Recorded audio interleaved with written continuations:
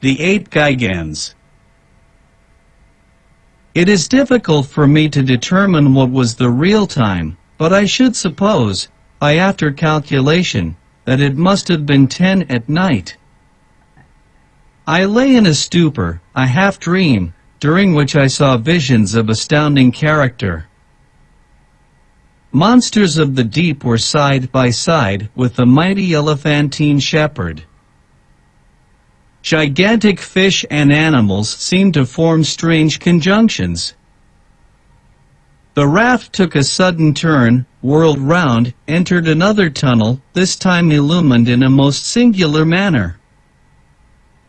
The roof was formed of porous stalactite, through which a moonlit vapor appeared to pass, casting its brilliant light upon our gaunt and haggard figures. The light increased as we advanced, while the roof ascended, until at last we were once more in a kind of water cavern, the lofty dome of which disappeared in a luminous cloud. A rugged cavern of small extent appeared to offer a halting place to our weary bodies. My uncle and the guide moved as men in a dream. I was afraid to waken them, knowing the danger of such a sudden start. I seated myself beside them to watch. As I did so, I became aware of something moving in the distance, which at once fascinated my eyes. It was floating, apparently, upon the surface of the water, advancing by means of what at first appeared paddles. I looked with glaring eyes. One glance told me that it was something monstrous. But what? It was the great shark crocodile of the early writers on geology. About the size of an ordinary whale, with hideous jaws and two gigantic eyes, it advanced. Its eyes fixed on me with terrible sternness. Some indefinite warning told me that it had marked me for its own. I attempted to rise to escape, no matter where, but my knees shook under me, my limbs trembled violently, I almost lost my senses. And still the mighty monster advanced.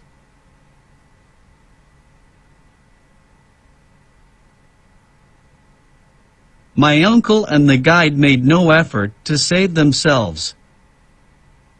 With a strange noise, like none other I had ever heard, the beast came on.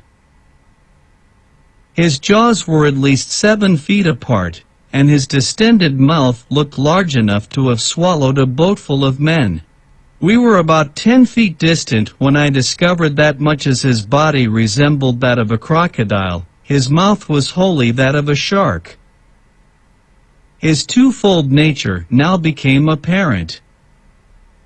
To snatch us up at a mouthful it was necessary for him to turn on his back, which motion necessarily caused his legs to kick up helplessly in the air. I actually laughed even in the very jaws of death. But next minute, with a wild cry, I darted away into the interior of the cave, leaving my unhappy comrades to their fate. This cavern was deep and dreary. After about 100 yards, I paused and looked around. The whole floor, composed of sand and malachite, was strewn with bones, freshly gnawed bones of reptiles and fish, with a mixture of mammalia. My very soul grew sick as my body shuddered with horror. I had truly, according to the old proverb, fallen out of the frying pan into the fire. Some beast larger and more ferocious even than the shark crocodile inhabited this den. What could I do? The mouth of the cave was guarded by one ferocious monster. The interior was inhabited by something too hideous to contemplate. Flight was impossible. Only one resource remained, and that was to find some small hiding place to which the fearful denizens of the cavern could not penetrate. I gazed wildly around, and at last discovered a fissure in the rock, to which I rushed in the hope of recovering my scattered senses. Crouching down, I waited shivering as in an ague fit. No man is brave in presence of an earthquake, or a bursting boiler, or an exploding torpedo. I could not be expected to feel much courage in presence of the fearful fate that appeared to await me. An hour passed. I heard all the time a strange rumbling outside the cave. What was the fate of my unhappy companions? It was impossible for me to pause to inquire. My own wretched existence was all I could think of. Suddenly a groaning, as of 50 bears in a fight, fell upon my ears, hisses, spitting, moaning, hideous to hear, and then I saw never, or ages to pass over my head, shall I forget the horrible apparition? It was the ape gigans. 14 feet high, covered with coarse hair, of a blackish brown, the hair on the arms, from the shoulder to the elbow joints, pointing downwards, while that from the wrist to the elbow pointed upwards, it advanced. Its arms were as long as its body, while its legs were prodigious. It had thick, long, and sharply pointed teeth like a mammoth saw. It struck its breast as it came on, smelling and sniffing, reminding me of the stories we read in our early childhood of giants who ate the flesh of men and little boys. Suddenly it stopped. My heart beat wildly, for I was conscious that, somehow or other, the fearful monster had smelled me out and was peering about with his hideous eyes to try and discover my whereabouts. My reading, which as a rule is a blessing, but which on this occasion seemed momentarily to prove a curse, told me the real truth. It was the ape gigans, the antediluvian gorilla. Yes. This awful monster, confined by good fortune to the interior of the earth, was the progenitor of the hideous monster of Africa. He glared wildly about, seeking something, doubtless myself. I gave myself up for lost. No hope of safety or escape seemed to remain. At this moment, just as my eyes appeared to close in death, there came a strange noise from the entrance of the cave, and turning, the gorilla evidently recognized some enemy more worthy his prodigious size and strength. It was the huge shark crocodile, which, perhaps having disposed of my friends, was coming in search of further prey. The gorilla placed himself on the defensive, and clutching a bone some 7 or 8 feet in length, a perfect club, aimed a deadly blow at the hideous beast, which reared upwards and fell with all its weight upon its adversary. A terrible combat, the details of which it is impossible to give, now ensued. The struggle was awful and ferocious. I, however, did not wait to witness the result. Regarding myself as the object of contention, I determined to remove from the presence of the victor. I slid down from my hiding place, reached the ground, and gliding against the wall, strove to gain the open mouth of the cavern. But I had not taken many steps when the fearful clamor ceased, to be followed by a mumbling and groaning which appeared to be indicative of victory. I looked back and saw the huge ape, gory with blood, coming after me with glaring eyes, with dilated nostrils that gave forth 2 columns of heated vapor. I could feel his hot and fetid breath on my neck, and with a horrid jump awoke from my nightmare sleep. Yes, it was all a dream. I was still on the raft with my uncle and the guide. The relief was not instantaneous, for under the influence of the hideous nightmare my senses had become numbed. After a while, however, my feelings were tranquilized. The first of my perceptions which returned in full force was that of hearing. I listened with acute and attentive ears. All was still as death.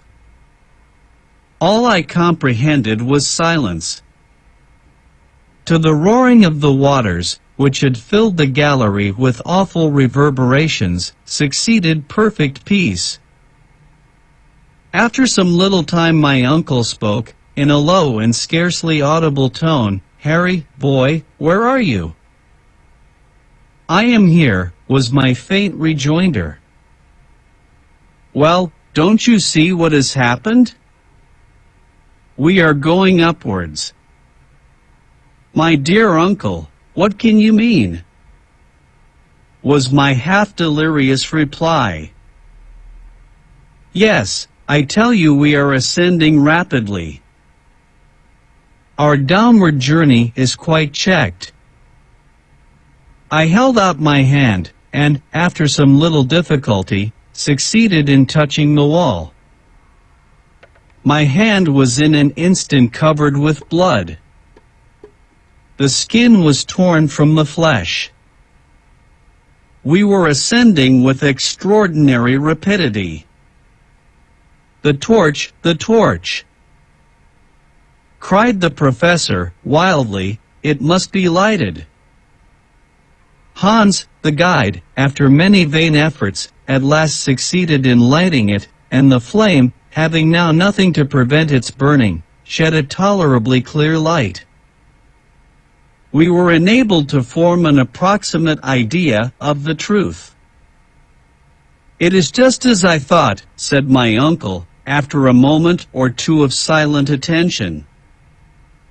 "We are in a narrow well about 4 fathoms square. The waters of the great inland sea, having reached the bottom of the gulf, are now forcing themselves up the mighty shaft. As a natural consequence, we are being cast upon the summit of the waters." "That I can see," was my lugubrious reply, "but where will the shaft end, and to what fall are we likely to be exposed?" "Of that I am as ignorant as yourself. All I know is, that we should be prepared for the worst. We are going up at a fearfully rapid rate.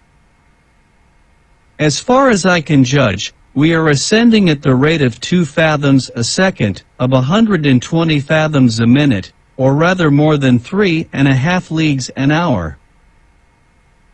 At this rate, our fate will soon be a matter of certainty." "No doubt of it," was my reply. "The great concern I have now, however, is to know whether this shaft has any issue. It may end in a granite roof, in which case we shall be suffocated by compressed air, or dashed to atoms against the top. I fancy, already, that the air is beginning to be close and condensed. I have a difficulty in breathing. This might be fancy, or it might be the effect of our rapid motion, but I certainly felt a great oppression of the chest." "Henry," said the professor, "I do believe that the situation is to a certain extent desperate. There remain, however, many chances of ultimate safety, and I have, in my own mind, been revolving them over, during your heavy but agitated sleep. I have come to this logical conclusion: whereas we may at any moment perish, so at any moment we may be saved. We need, therefore, prepare ourselves for whatever may turn up in the great chapter of accidents." "But what would you have us do?" I cried. "Are we not utterly helpless?" "No. While there is life there is hope. At all events, there is one thing we can do: eat, and thus obtain strength to face victory or death." As he spoke, I looked at my uncle with a haggard glance. I had put off the fatal communication as long as possible. It was now forced upon me, and I must tell him the truth. Still I hesitated. Eat, I said, in a deprecating tone as if there were no hurry. Yes, and at once. I feel like a starving prisoner, he said, rubbing his yellow and shivering hands together. And, turning round to the guide, he spoke some hearty, cheering words, as I judged from his tone, in Danish. Hans shook his head in a terribly significant manner. I tried to look unconcerned. What? Cried the professor, you do not mean to say that all our provisions are lost? Yes, was my lowly spoken reply, as I held out something in my hand. This morsel of dried meat is all that remains for us three. My uncle gazed at me as if he could not fully appreciate the meaning of my words. The blow seemed to stun him by its severity. I allowed him to reflect for some moments. Well, said I, after a short pause, what do you think now? Is there any chance of our escaping from our horrible subterranean dangers? Are we not doomed to perish in the great hollows of the center of the earth? But my pertinent questions brought no answer. My uncle either heard me not, or appeared not to do so. And in this way a whole hour passed. Neither of us cared to speak. For myself, I began to feel the most fearful and devouring hunger.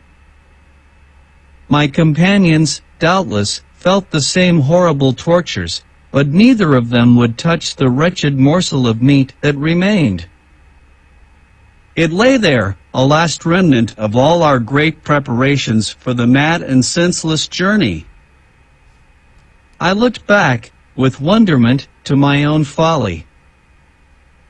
Fully was I aware that, despite his enthusiasm, and the ever-to-be-hated scroll of Saknussemm, my uncle should never have started on his perilous voyage. What memories of the happy past, what previsions of the horrible future, now filled my brain. Chapter 41 Hunger, prolonged, is temporary madness. The brain is at work without its required food, and the most fantastic notions fill the mind. Hitherto I had never known what hunger really meant.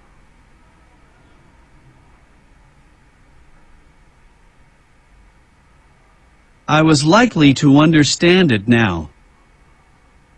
And yet, 3 months before I could tell my terrible story of starvation, as I thought it. As a boy I used to make frequent excursions in the neighborhood of the professor's house. My uncle always acted on system, and he believed that, in addition to the day of rest and worship, there should be a day of recreation. In consequence, I was always free to do as I liked on a Wednesday. Now, as I had a notion to combine the useful and the agreeable, my favorite pastime was bird's nesting. I had one of the best collections of eggs in all the town. They were classified, and under glass cases. There was a certain wood, which, by rising at early morn, and taking the cheap train, I could reach at 11 in the morning. Here I would botanize or geologize at my will. My uncle was always glad of specimens for his herbarium, and stones to examine. When I had filled my wallet, I proceeded to search for nests. After about 2 hours of hard work, I, one day, sat down by a stream to eat my humble but copious lunch. How the remembrance of the spiced sausage, the wheaten loaf, and the beer made my mouth water now. I would have given every prospect of worldly wealth for such a meal. But to my story. While seated thus at my leisure, I looked up at the ruins of an old castle, at no great distance. It was the remains of an historical dwelling, ivy-clad, and now falling to pieces. While looking, I saw two eagles circling about the summit of a lofty tower. I soon became satisfied that there was a nest. Now, in all my collection, I lacked eggs of the native eagle and the large owl. My mind was made up. I would reach the summit of that tower, or perish in the attempt. I went nearer, and surveyed the ruins. The old staircase, years before, had fallen in. The outer walls were, however, intact. There was no chance that way, unless I looked to the ivy solely for support. This was, as I soon found out, futile. There remained the chimney, which still went up to the top, and had once served to carry off the smoke from every story of the tower. Up this I determined to venture. It was narrow, rough, and therefore the more easily climbed. I took off my coat and crept into the chimney. Looking up, I saw a small, light opening, proclaiming the summit of the chimney. Up I went, for some time using my hands and knees, after the fashion of a chimney sweep. It was slow work, but, there being continual projections, the task was comparatively easy. In this way, I reached halfway. The chimney now became narrower. The atmosphere was close, and, at last, to end the matter, I stuck fast. I could ascend no higher. There could be no doubt of this, and there remained no resource but to descend, and give up my glorious prey in despair. I yielded to fate and endeavored to descend. But I could not move. Some unseen and mysterious obstacle intervened and stopped me. In an instant the full horror of my situation seized me. I was unable to move either way, and was doomed to a terrible and horrible death, that of starvation. In a boy's mind, however, there is an extraordinary amount of elasticity and hope, and I began to think of all sorts of plans to escape my gloomy fate. In the first place, I required no food just at present, having had an excellent meal, and was therefore allowed time for reflection. My first thought was to try and move the mortar with my hand. Had I possessed a knife, something might have been done, but that useful instrument I had left in my coat pocket. I soon found that all efforts of this kind were vain and useless, and that all I could hope to do was to wriggle downwards. But though I jerked and struggled, and strove to turn, it was all in vain. I could not move an inch, one way or the other. And time flew rapidly. My early rising probably contributed to the fact that I felt sleepy, and gradually gave way to the sensation of drowsiness. I slept, and awoke in darkness, ravenously hungry.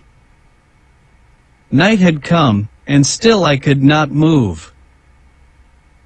I was tight-bound, and did not succeed in changing my position an inch. I groaned aloud. Never since the days of my happy childhood, when it was a hardship to go from meal to meal without eating, had I really experienced hunger? Hunger. The sensation was as novel as it was painful. I began now to lose my head and to scream and cry out in my agony. Something appeared, startled by my noise. It was a harmless lizard, but it appeared to me a loathsome reptile. Again I made the old ruins resound with my cries, and finally so exhausted myself that I fainted. How long I lay in a kind of trance or sleep I cannot say, but when again I recovered consciousness it was day. How well I felt, how hunger still gnawed me, it would be hard to say. I was too weak to scream now, far too weak to struggle. Suddenly I was startled by a roar. "Are you there, Henry?" said the voice of my uncle. "Are you there, my boy?" I could only faintly respond, but I also made a desperate effort to turn. Some mortar fell. To this I owed my being discovered. When the search took place, it was easily seen that mortar and small pieces of stone had recently fallen from above. Hence my uncle's cry. "Be calm," he cried, "if we pull down the whole ruin, you shall be saved." They were delicious words, but I had little hope.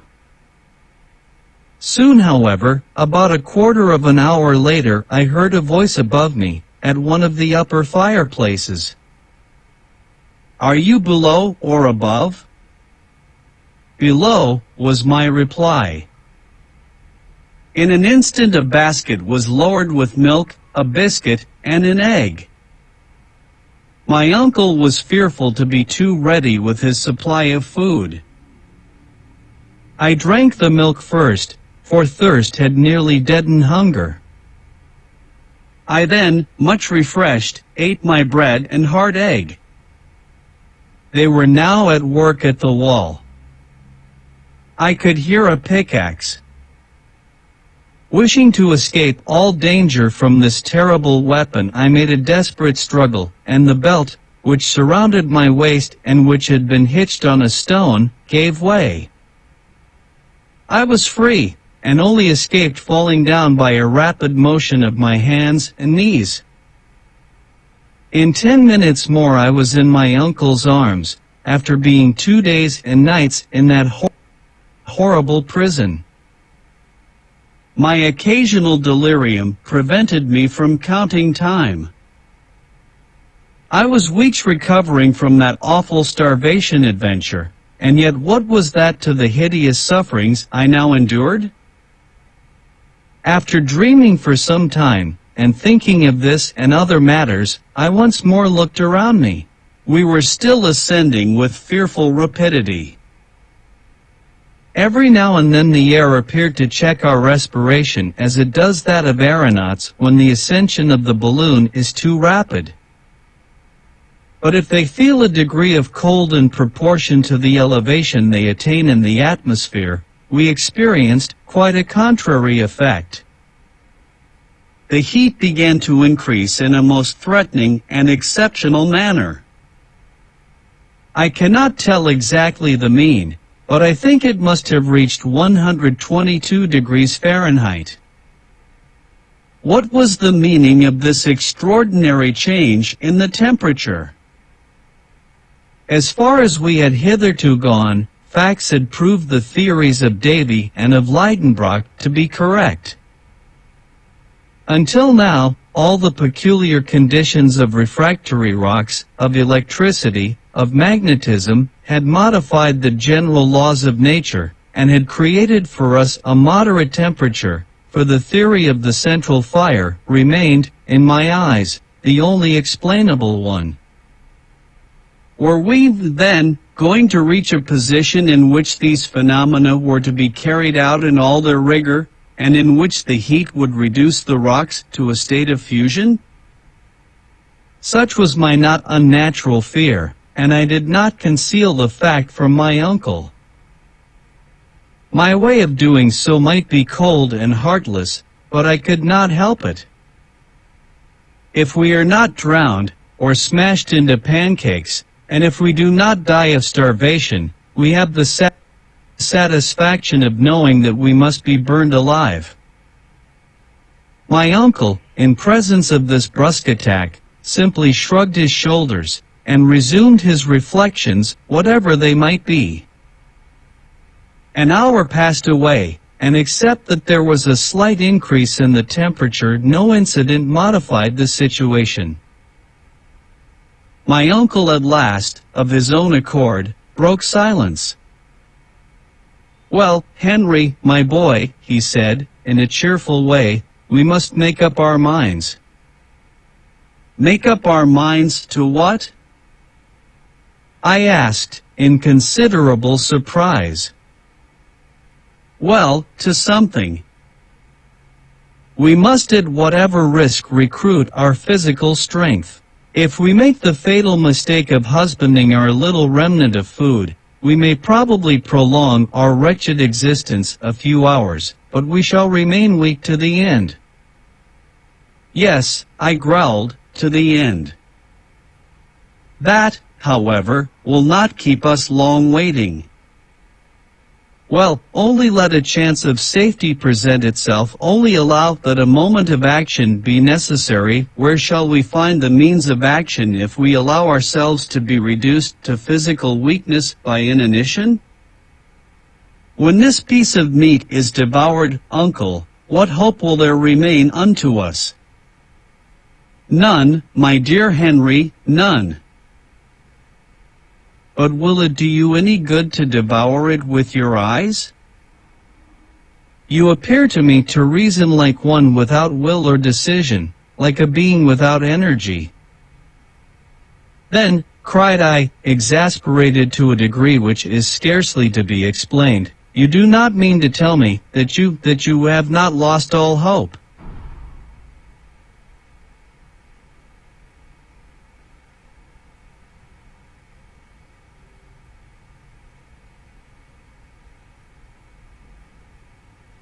"Certainly not," replied the professor with consummate coolness. "You mean to tell me, uncle, that we shall get out of this monstrous subterranean shaft? While there is life there is hope. I beg to assert, Henry, that as long as a man's heart beats, as long as a man's flesh quivers, I do not allow that a being gifted with thought and will can allow himself to despair." What a nerve! The man placed in a position like that we occupied must have been very brave to speak like this. "Well," I cried, "what do you mean to do?" "Eat what remains of the food we have in our hands. Let us swallow the last crumb. It will bell heaven willing, our last repast. Well, never mind, instead of being exhausted skeletons, we shall be men." "True," muttered I in a despairing tone, "let us take our fill." "We must," replied my uncle, with a deep sigh, "call it what you will." My uncle took a piece of the meat that remained, and some crusts of biscuit which had escaped the wreck. He divided the whole into 3 parts. Each had 1 pound of food to last him as long as he remained in the interior of the earth. Each now acted in accordance with his own private character. My uncle, the professor, ate greedily, but evidently without appetite, eating simply from some mechanical motion. I put the food inside my lips, and hungry as I was, chewed my morsel without pleasure, and without satisfaction. Hans, the guide, just as if he had been eiderdown hunting, swallowed every mouthful, as though it were a usual affair. He looked like a man equally prepared to enjoy superfluity or total want. Hans, in all probability, was no more used to starvation than ourselves, but his hearty Icelandic nature had prepared him for many sufferings. As long as he received his 3 riksdaler every Saturday night, he was prepared for anything. The fact was, Hans never troubled himself about much except his money. He had undertaken to serve a certain man at so much per week, and no matter what evils befell his employer or himself, he never found fault or grumbled, so long as his wages were duly paid. Suddenly my uncle roused himself. He had seen a smile on the face of our guide. I could not make it out.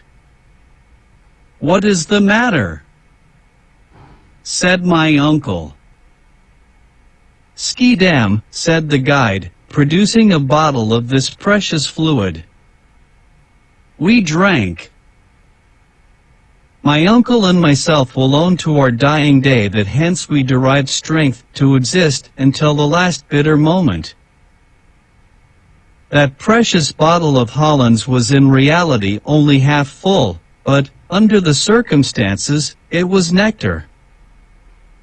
It took some minutes for myself and my uncle to form a decided opinion on the subject. The worthy professor swallowed about half a pint and did not seem able to drink any more. "Fortraflig," said Hans, swallowing nearly all that was left. "Excellent, very good," said my uncle, with as much gusto as if he had just left the steps of the club at Hamburg. I had begun to feel as if there had been one gleam of hope. Now all thought of the future vanished. We had consumed our last ounce of food, and it was 5 o'clock in the morning.